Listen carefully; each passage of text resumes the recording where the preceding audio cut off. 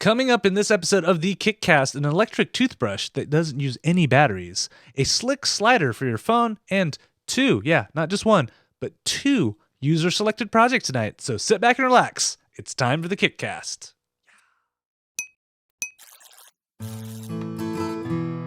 Hey everybody, it is time for the KickCast, the podcast where we go out and find crowdfunding projects and let you know if you should backtrack or sack them.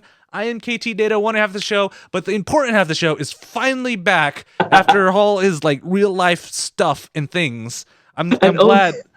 I am glad because you're actually educating and doing good things in life while I'm here just eating food. The one and only Drew Tyler. How you doing today, my friend? I'm very good. I felt a little guilty because I think I've bowed out of two shows in a row. One, I was in LA helping students connect with industry like content marketing giants.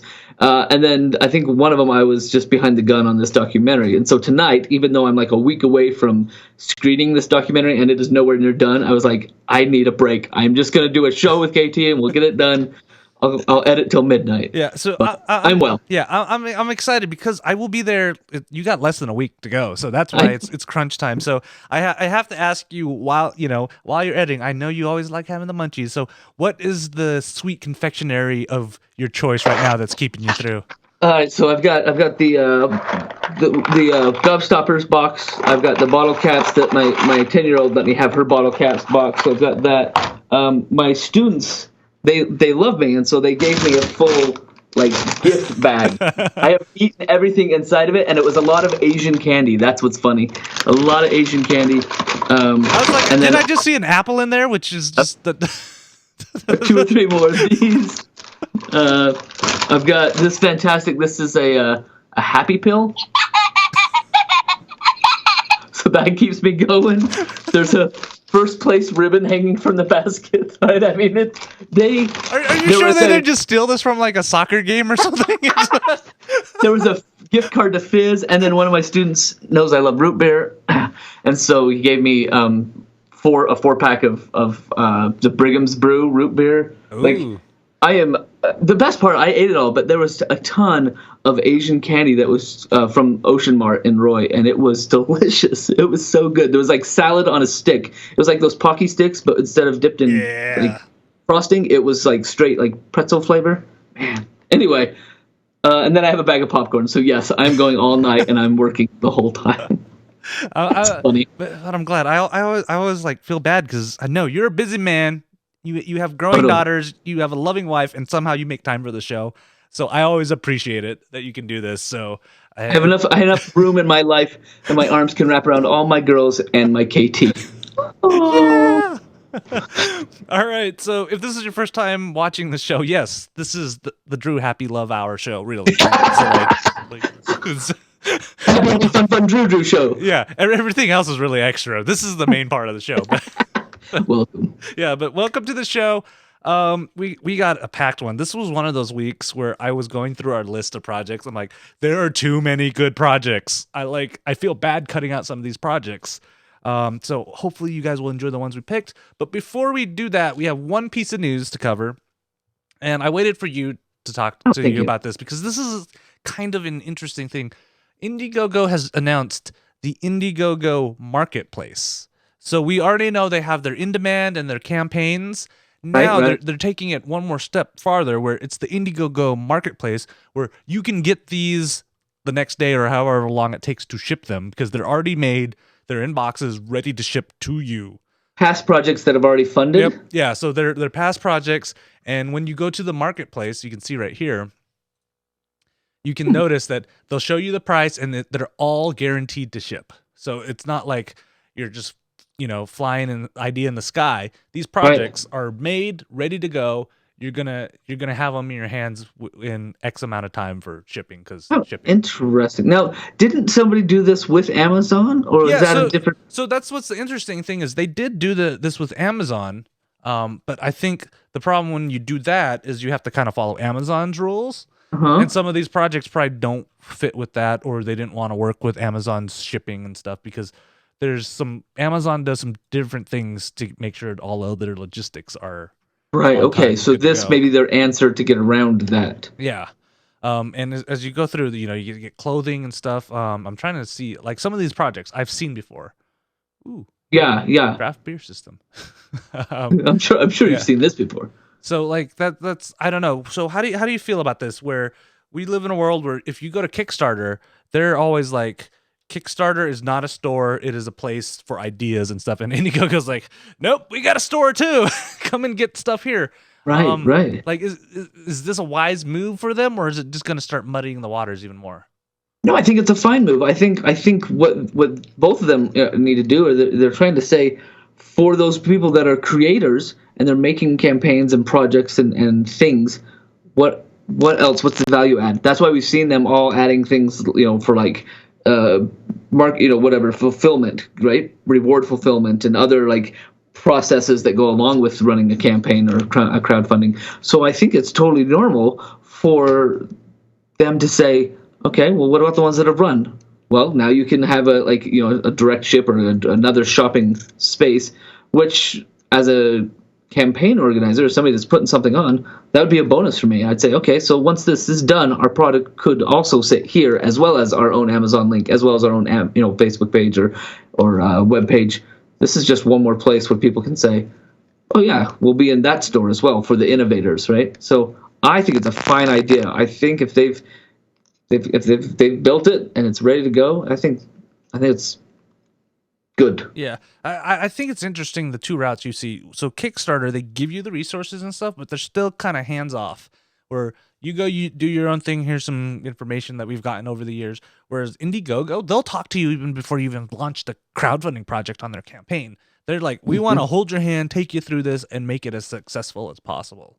Yes. So it's kind of two different routes. Kickstarter obviously still has the market share because when you say crowdfunding, everybody thinks Kickstarter. It's true. But Indiegogo is going to give you much more help. So it's going to be interesting to see in the next couple of years if people start shifting more to Indiegogo, or if this dynamic's just going to be really, really weird. Because I mean, doing a Kickstarter and going to Indiegogo for pre-orders is still a common thing to do. Yes, it is. It is. And so I think shopping, like, it's catching me. I'm looking at products right now while we're talking. I'm like, oh, I must have missed that when it funded, but I would like one now. Yeah, right? Definitely check out the $600 shower head that's supposed to save you money. Actually, I went to this place. Sick. Wait, is it here or did I take it home? Oh, I probably have it at home. I went to this shop while I was in LA called Beta. And I'm fond of Beta. But it was all sorts of crowdfunded and like this marketplace that we're looking at, but it was for all the tech toys that have been crowdfunded that are on the market now. They were selling them, and I'm sure they had some sort of setup with the people who built them, but you could walk through and play with just about anything that had come through a Kickstarter. So it was like a toy store for me. It was so cool, and I recognized a lot of things that you and I had talked about over the years. The craziest one was a $600 dartboard. Remember we talked about Bluetooth on everything? Yeah, that had Bluetooth on it. $600 dartboard that would Bluetooth, but then it would connect to your phone, right? So you throw your darts, you get your points, and then it would Bluetooth to your phone, which then would connect a whole social network to anybody around the world that's playing on the same type of dartboard. So you could play darts around the world. But I was like, man, I'd do that for $10, but not for $600. Yeah, you and I need to find two friends, one that lives near you and one that lives near me, that just has extra money that they can spend. Yeah, we'll convince each of them to get one, and then we'll just go to their house, and you and I will play darts remotely with each other. I did find it. So, exactly. So this is a store. Like, it was a straight-up store right on the 3rd Street Promenade. It's called Beta, and I had a blast in there. That's awesome. Isn't the 3rd Street Promenade where Justine always frequents to? Yes. Yep. I think so. Didn't see a random blonde girl vlogging? No, but it was me and my students, so we all had cameras, and we were pretty, for tourists, we were pretty out there. Like, we were making some scenes. So you mean, my family hates it, but I do that too. I'm always the guy running around with a GH4 pointing at myself everywhere. I can tell they hate it, but yeah, that's me on vacation there. All right, so that's our only news item. It's kind of, for some odd reason, it's always around this, like, right before Thanksgiving, the news just slows down for crowdfunding things. I think everybody's just waiting for the holidays. I think so. But we have some cool kick shouts. So those are our Twitter length shout outs. If you have any of those, always send them in. We got 2 sent in this time, so that's always cool. You can send us a tweet at KickCast, at Night20, or at Ktdata, or leave it on our Facebook page, facebook.com/KickCast. And so these 2 are pretty cool. So the first one is called Realms of the Void, and it's the most epic graphic novel, a sidereal story of light against darkness set in the colorful sci-fi universe of The Void. Oh. Looks pretty cool. I like the art style, so if you're a graphic novel fan, you might want to check this out, especially if you're kind of that, what is this, the Awesome Knots like Right? darker anime world. It looks pretty cool. So check that out. That is the Realms of the Void, and he's looking for a fairly reasonable $1,500 to get a graphic novel going. Oh, that's not bad. It's not bad. Yep. And our next one is another book, but it's a photo book.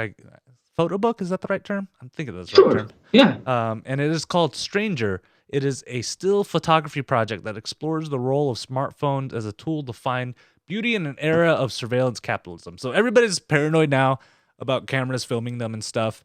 What this guy did is he went out on the subway and decided to go find, shots of people using their phones and stuff, but not in a creepy way, in more of like a serene, look at this person. Capture this moment. Moment type thing. So you guys can check that out. He's looking to raise about $8,600 because it's in pounds, and pounds. This struck me as a really cool, like, artsy idea to kind of give himself some guidelines and some rules of how to capture these almost stealthy, like, snaps of people. But it's also kind of like people watching in a black and white photo book that'll sit on your coffee table and be kind of a cool, like, story piece. I love that idea. Yeah, I really like it, especially since he's in the UK. And if you guys think here in the US is invasive, there are cameras everywhere in the UK, like everywhere. I think you can, like, there's enough traffic cameras just around to just follow someone as they walk to different areas. It's nuts. So those are our kick shouts. Again, you can always send us them in if you have any cool ones. Just keep the description short, and we will mention it on the show. All right, so for our first project, I want to tell you a story about this, Drew. Yes, do. Yes, do, please. So a couple of weeks ago, I actually found a deal on a electric toothbrush. I've never had an electric toothbrush before. I'm a sucker that manually goes around. I don't think I've ever had an electric either. And I don't know why. I've always wanted that, and I got super excited because, well, I don't know if I'm getting old or it's just a nerdy thing, but I got an electric toothbrush for a pretty good deal. And the great thing about them is, you don't have to do work. You literally just hold the brush in your mouth, and the toothbrush does everything. Yeah. The thing that sucks, though, is if you're forgetful like me and forget to put the toothbrush back on the base, next time you go in, it's like, crap, I didn't charge it, or I forgot to plug it in. I gotta do this now. Yeah, I gotta go back and do all that stuff. So, and like, I haven't been to the dentist since I've gotten the new toothbrush, but everybody says, like, once you go to an electric one, even your dentist will notice some changes in your teeth health. So it could be helpful for you. And, Drew, you and I, as people who eat a lot of unhealthy foods and sugary foods, we probably need all the help that we can get. I think you're right. So our first project of the night is called B, and it is the first battery-free powered toothbrush. Battery-free, you say? Yeah, so that it doesn't use any batteries. And I know we've had this discussion before, Drew. So what it is there's a little knob at the bottom of it. You just twist it a couple of times, and then that's going to generate enough power for the toothbrush to run. Wait. You twist a knob, and that creates the power. Yeah. So I remember we've had this discussion before where I've tried to explain to you how electromagnetic induction works. Right, and I'm like, what? So let's try this again. Inside the handle, instead of it has a like capacitor, which serves as a battery. But what happens is there's a coil of copper or metal that they choose, and then there's a magnet in between that coil of copper. When you rotate the bottom of the thing, you're rotating the magnet. And when the magnet's passing through those coils, it's the polarities are changing, plus, minus, plus, minus. What happens is it causes a charge to be created, and then the capacitor saves it up, and then it uses that to power the battery. How many times do you turn it? You have to turn it very often? I think it's like once or twice for this. 2 twists. 2 twists gives you enough like to go. Yeah, to run it once. And they probably didn't put a big capacitor, so you couldn't store it long term. But 2 twists is enough to generate power for that to probably run for the recommended 2 minutes of brushing. That'd be perfect for like traveling and running out in the world, because you wouldn't have to be like, oh, I got to charge this or have one more converting plug. Yeah, the first half or the first part of the video, they start going, where our carbon footprint. I'm like, whatever. I just want the convenience of charge my battery. I feel like I do that too on products. Like, I get it. I know you're marketing to those people, but I just want the cool toys. Yeah, like I really. I'll be healthy. Yeah, I love it. And then so the heads of the actual brushes, they're biodegradable. So if you really care about the green things, if you throw it out, they should degrade. And I think those last about 3 months, like a normal brush. So I really love this electric toothbrush because you don't have to worry about anything. The bristles are all good, and it has like a smart sensor on it, so it can tell if you're pressing too hard or not against your tooth, which I'm not gonna lie, I used to like almost grind my toothbrush to the bottom, which is not what you're supposed to do. Yeah, right. So yeah, I really like this. And like you look at the instructions, I love it. It's 1, apply your toothpaste. Drew, you and I like to say, don't do the toothbrush commercial size. You only need like a pea size. A pea.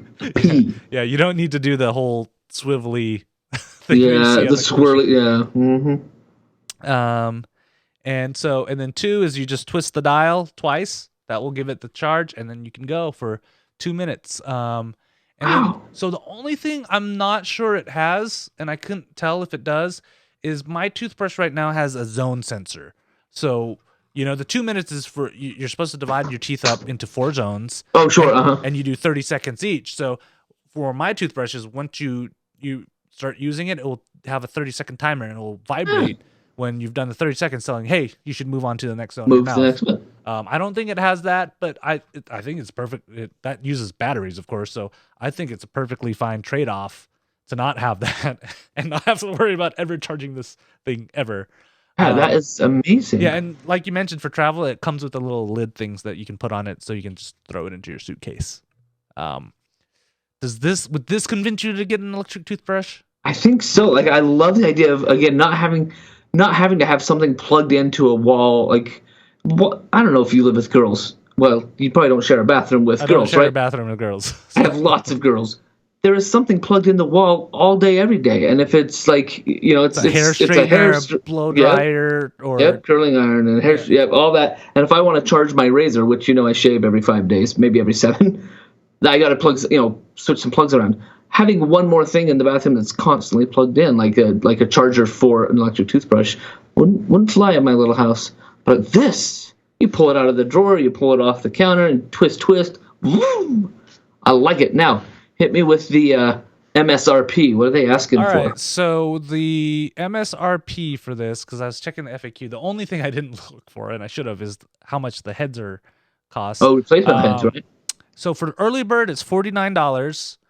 For the retail price, or the non-early bird price, is $89.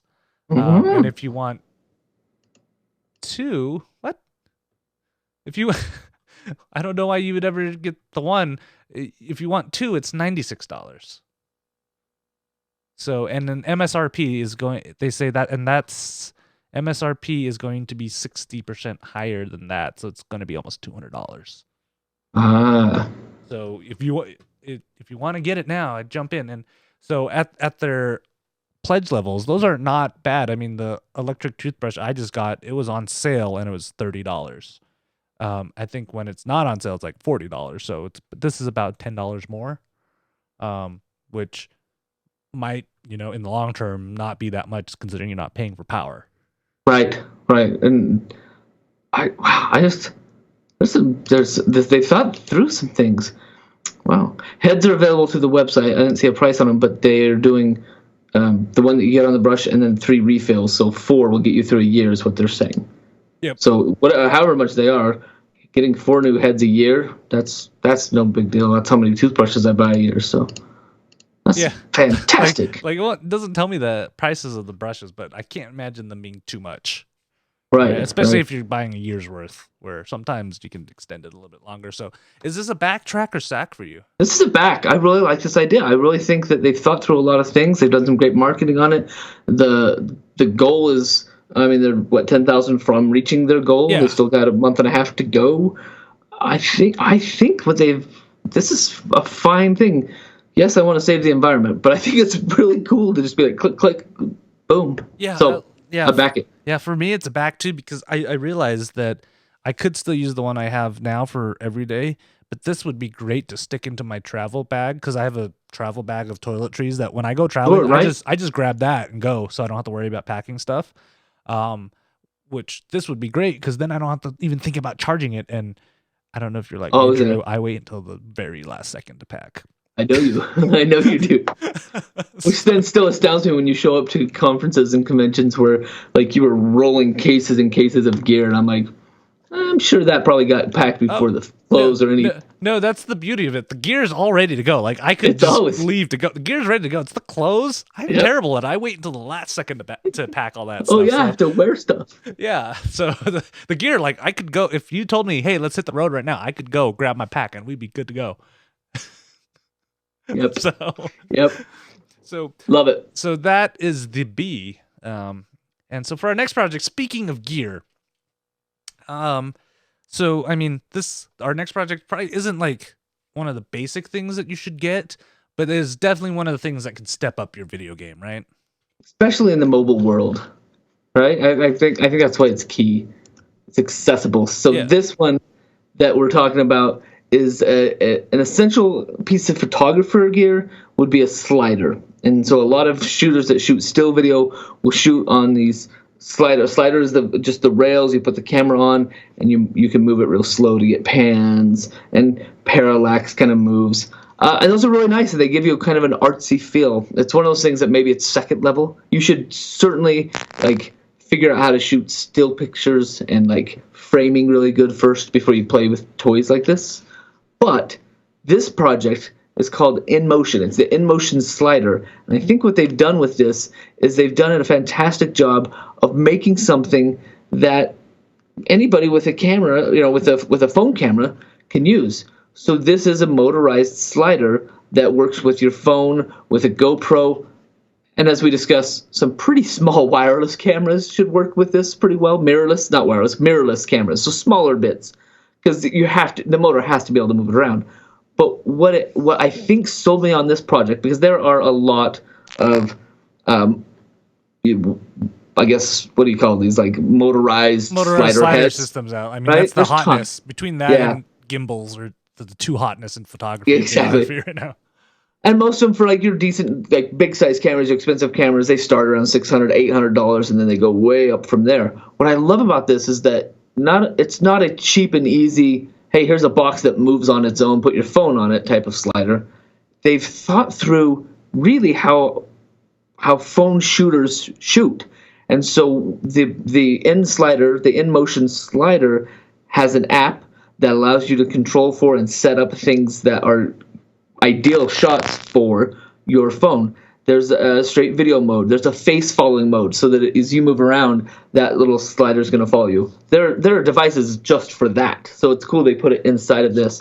There's an animation mode, which lets you program what the move is, and then you do steps, right? So one of the example they show is like cutting up some garlic or something, but there's no hands, right? It's just stop motion, because you can, but it's moving. It's totally like moving across the table as it goes.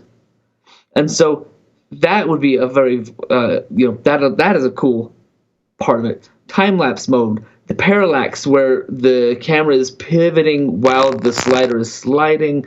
You can do some streaming, lots of social media streaming. Again, face follow, social media streaming. Turn that thing on, and wherever you're walking around in the room, it just centers you up, and you don't have to have a cameraman.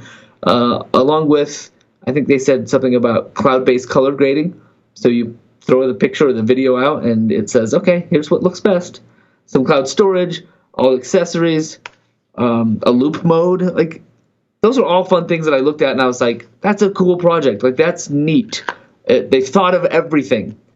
The rails, 15 inches, and if you want them longer, you can buy 30-inch rails or like an extender rail.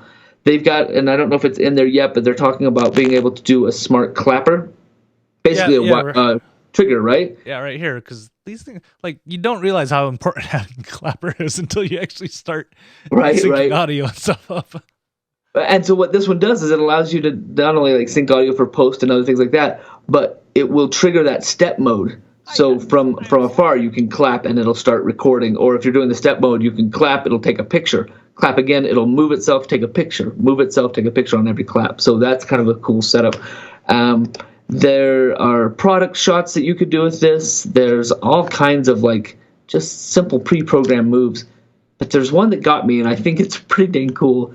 They have a motion trigger add-on, so that for another, I don't know, it's like another $50 or $60, you can set up these two little IR cameras, or like sensors. Yeah, kind of like your garage sensors that keep it from closing. Yes.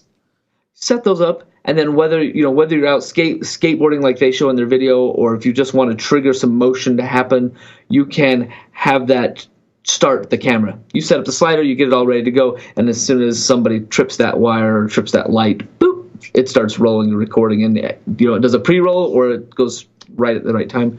They've thought of everything. So I think what I fell in love with the InMotion Slider is that it just seemed to be fully like thought of. Everything you're going to need is all there. The price is a little steep, but it also makes your phone photography or phone videography a whole new level. These are some of the sleek and sexy shots that you're not going to get by holding your hand and walking like this. You don't like a time lapse. I always do this in post. If I'm doing a time lapse of a sunrise or a sunset or a city scene, I'll set it up and I will just sit back and let the time lapse happen. And then in post production, in my editor, I'll move the picture around and do some sort of push or zoom, but it's very two-dimensional. This, with its parallax, with its slider, and the time-lapse part of the app, you're going to get some just dynamite moves and some really just sexy looks just all within the app.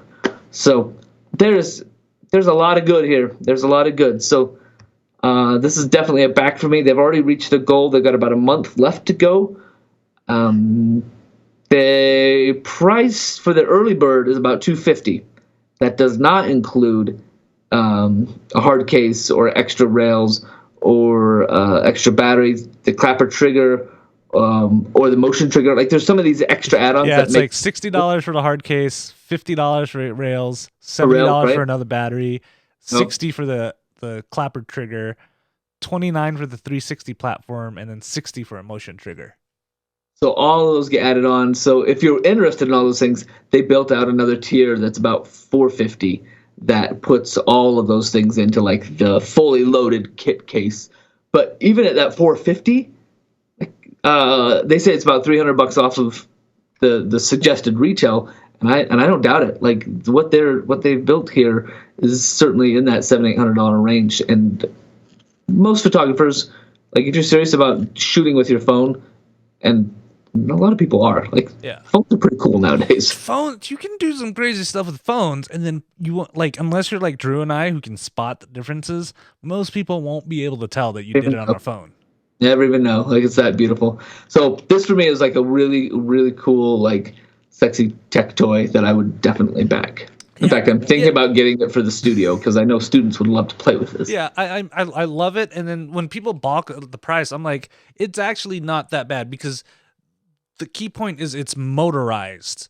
I don't know if you've ever done this, Drew, but have you ever had just the rail system with no motor and you had to? I have several. It's pretty, but I'm not as smooth as a motor. Yeah, you're definitely not smooth, and then trying to repeat it sometimes is very difficult because you're human. You can't just say I'm gonna apply the same amount of force to get it working. So that motor, it's a night and day difference. And to give you guys a bit of reference, if you just want the actual rails without a motor, that's already about $60 or so. $60, at least, yep. And that's for the cheap ones, which are a little wobbly. The more expensive ones, you're already looking at almost at $100, $200 itself. Yep. Then you have the motor, and I think this is great. And especially now with all, it's stupid how good the cameras in our phones have gotten over the years. They're beautiful, right? They're just beautiful. They're shooting 4K and they can pick up a lot of detail in dark light now because of all the aperture sizes and stuff. It is amazing, and like, yeah, if you're looking for stuff, and I love all of the one man shooter type stuff because I find myself doing that a lot.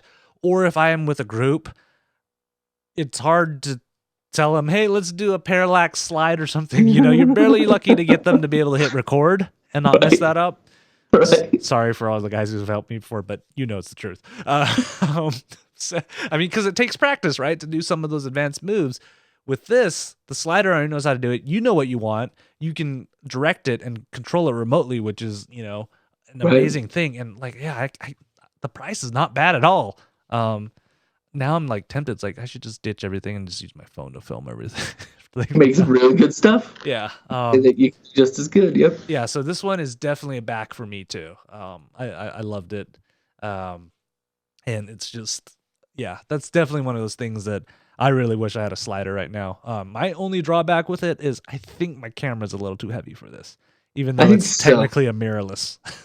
Yeah, I think so. And I'm sure. Well, they're going to have some success with this, and they may make a beefier version that just says, you know what, we were able to do this here, so now here's our app that that works with Panasonic cameras or Sony cameras, and you can do bigger stuff. I'm sure they'll see some success with this and make something bigger. Yeah, I'd like to see that. Yeah, that's a nice thing because you have the GH5s now, and they're mirrorless, but they're sizable. They're not light. They're DSLR weight size. All right, so that is our second project of the night. Our third project of the night, you guys did it again. If you don't pay attention to our social media channels, we always have a vote prior to the show on what our third project should be. And this time, you guys did it again, tied it up. So we're just going to feature both of them because Drew and I were looking at this like, I swear we've talked about something similar, but these are kind of the next evolution of things. It's been a year or two. Yeah. So our first one, I like this. It's kind of sad though because summer is over now. It's in the fall, so you don't go grilling and stuff. But this is the greatest thing.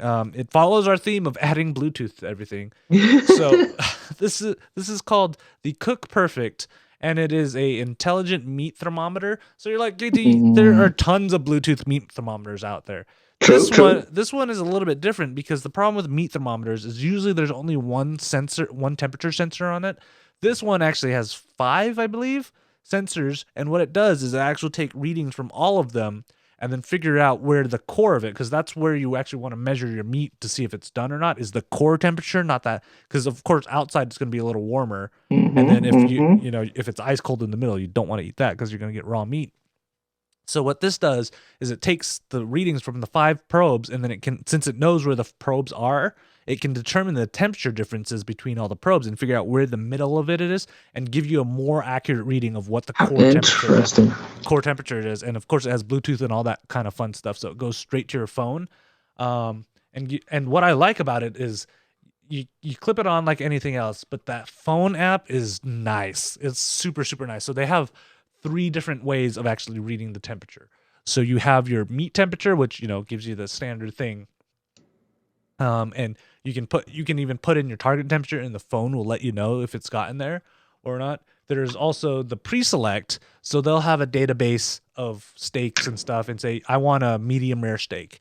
You put that in, it will pull up the information for you, let you know what you want. And then the other one is there's a visual one. So you can, if you don't quite know, I need the steak exactly at 74 degrees core temperature or something like that, you can pull this up and it will tell you, if I want a medium rare one, that's going to be 49 degrees core temperature, and use that as your guide.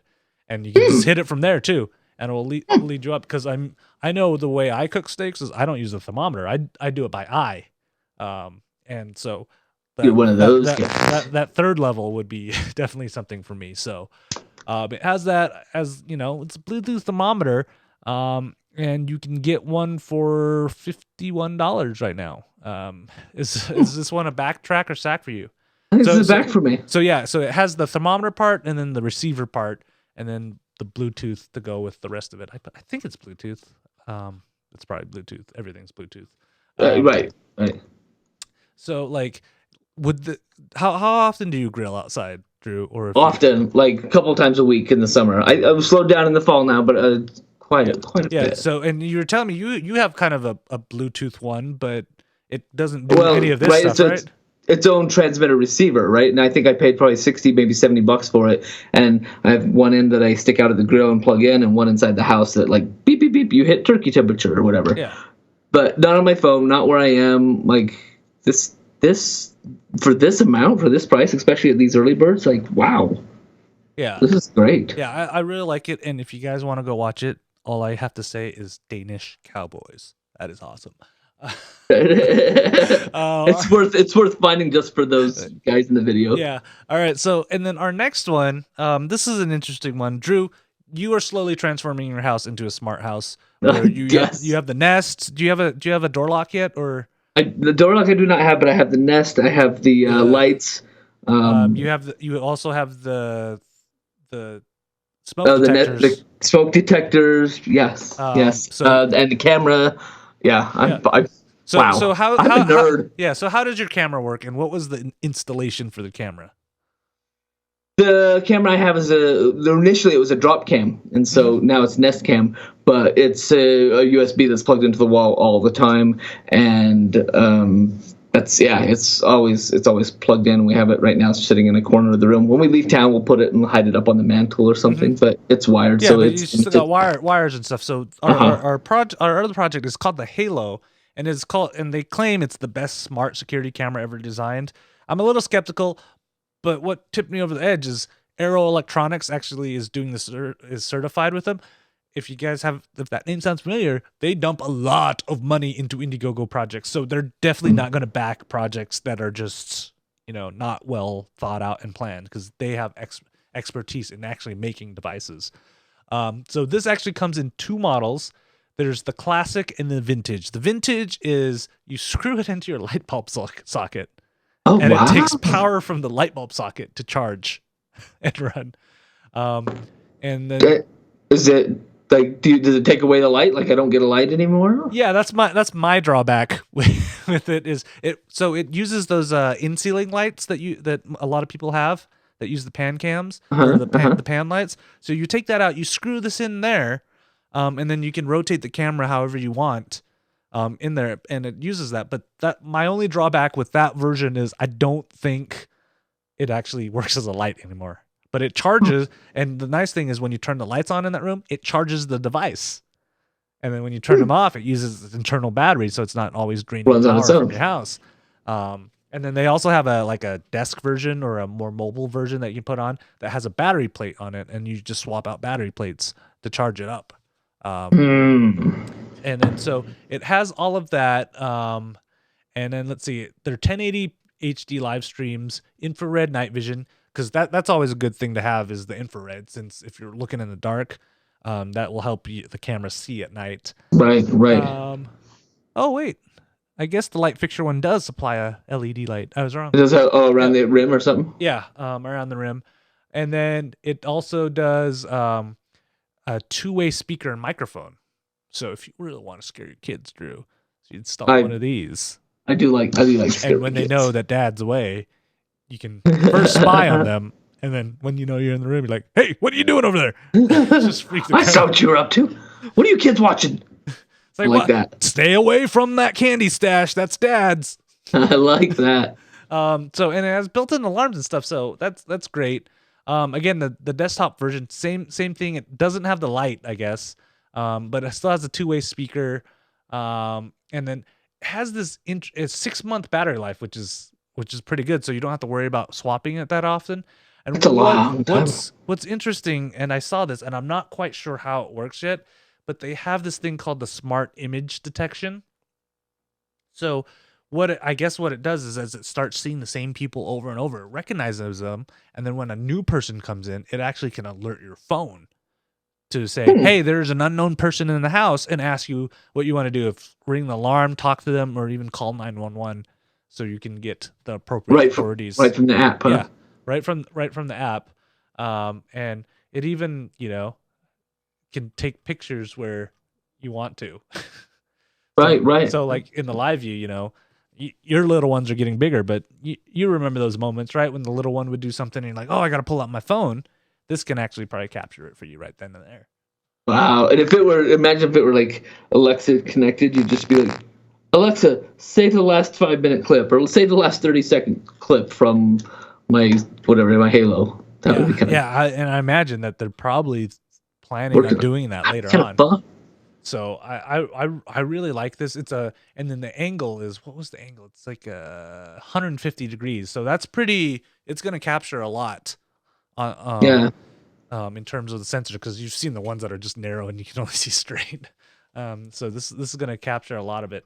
I really just like it. Looks nice. So if you have the standalone version, leaving it on the table, I don't think a lot of people are going to really ask what that is, or like next to the TV or something like that. It kind of blends in. Or the light socket now. Now that I know that it actually works as a light too.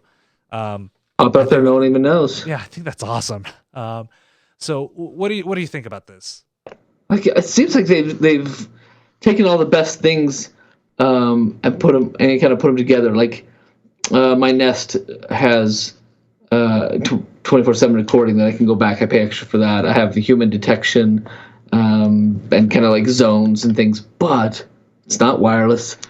I don't have an in-ceiling option. It's certainly not as sexy as this one's looking. Wow, it's kind of a cool look. I could see myself putting something like this in a ceiling. I could do that. Yeah, and I didn't even notice there's a humidity and temperature detector also on there. Yeah. So like you don't have to worry about it too much because you're the Nest. But say if a window got broken or something, or you left the door open, you could probably easily tell because the temperature of the house would have dropped or gone up significantly. Yeah, I love it. So here's a slight pain point, but all these smart home devices are so for the tabletop stand thing, it's $200, and same for the light version is $200. That's the early bird, and the mix and match is $550, which is not that. Oh, bad. one of each. Yeah. Okay. And I'm trying to see. They don't list the price of what it's going to be MSRP, but of course it's going to be higher than that. Right. And they're looking to deliver next year in July, which I think it might be a pretty reasonable thing to ask. So is this one a backtrack or sack for you? I'm pretty well set. I like the idea. I think they've got it. They've done it right, and I think that it's looking good. I'll track it. Like I'm set. Like I've got mine. And it's all working. This one has a sexy look to it and has a bunch of added benefits. So I will track it and see where it goes. Sounds like they've got another. They're only about halfway to the goal, right? So they've got a month left to finish this up. Yeah.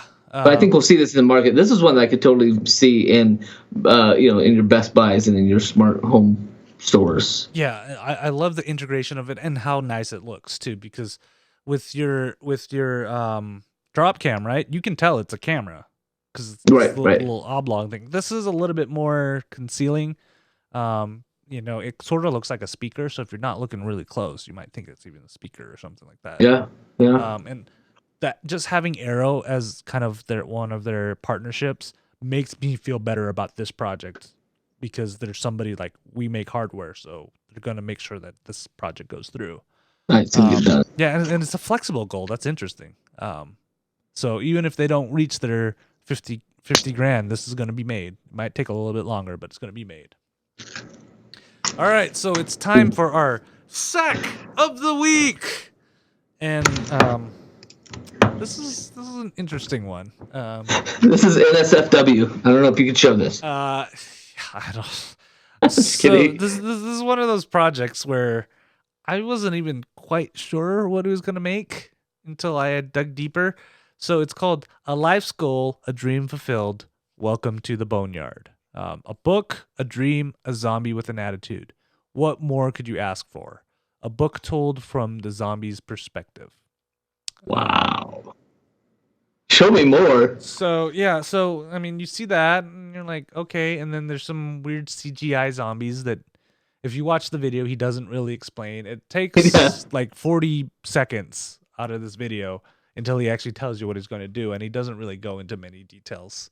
I feel like the video part, I feel like he just had, I mean, it doesn't really sound like he's drunk, but maybe he's just stoned out of his mind and just talking, and he's like, I'm not sure how I'm going to put this together, but I wanted to do something for myself. Yeah, I feel like he went to a therapist and recorded what he was telling his therapist, and then he just put that on the video, because a lot of it is just about like, I'm looking for a dream. I'm gonna write this no matter what, and YOLO. So that actually draws me away. Like, if you're gonna do it anyways, why am I giving you money? Yeah. That was kind of the attitude that came across. It was just like, this is what I need to do to be happy for myself, and you should probably go happy for yourself. Yeah. Like, he just kept going and going. Yeah, and if you read his about, the first line, this kills me. So, comma, this is where I describe my project, comma, how to do it without sounding like a fool. If you're you're writing a book, right?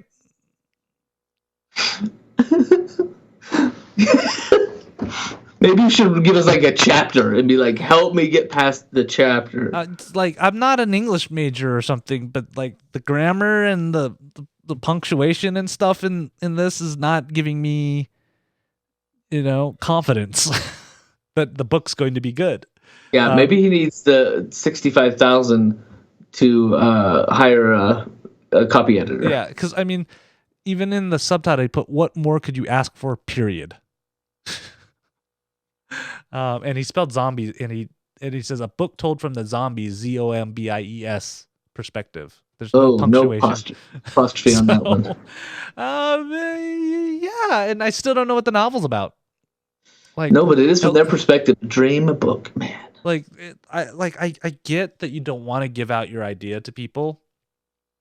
If we're gonna support you, you need to give us at least a tidbit. You got to have some kind of teaser. At least give us the premise.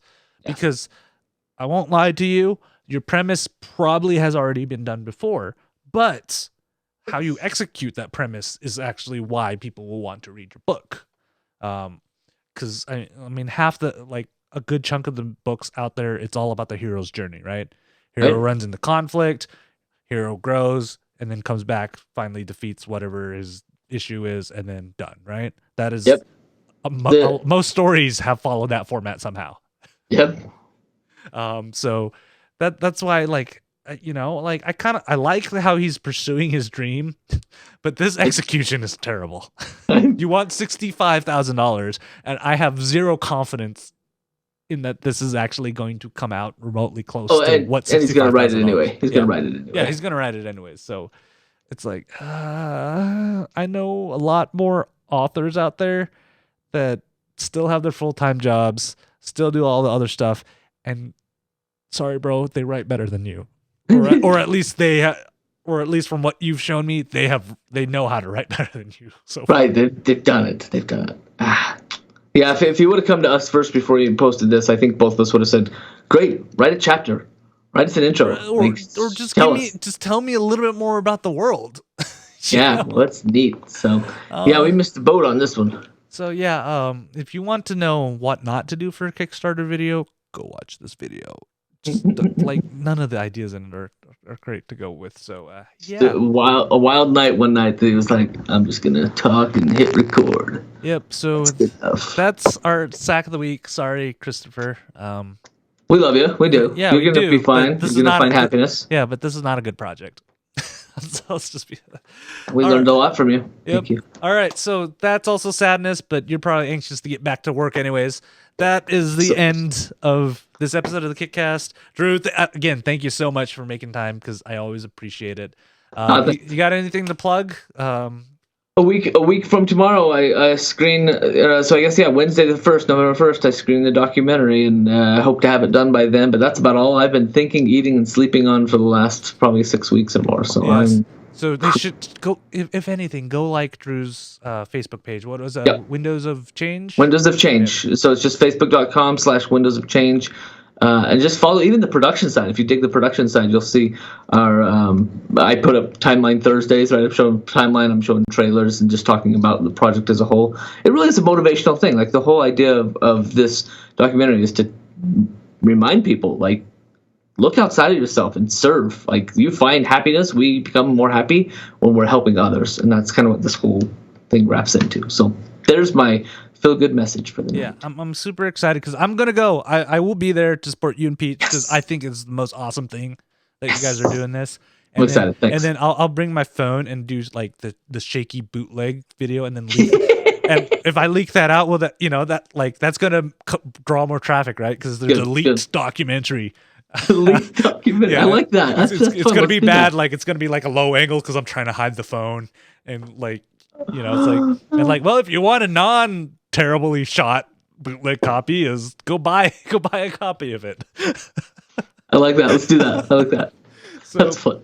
So yeah, everybody go check them out at Night20 on Twitter. And if you guys want to reach the show, it's always at KickCast on Twitter, at Ktdata at Night20, or shoot us an email, kickcast@ktdata.net. And of course, check out kickcast.net for all the show notes and the good stuff, on all that good stuff. So our next episode, when is our next episode? Is it November?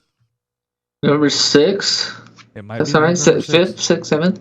Because if it's November or October 31 7. months? It's 7 because it's 7. Right? Yeah, you think I could... Oh, there's my calendar. It is.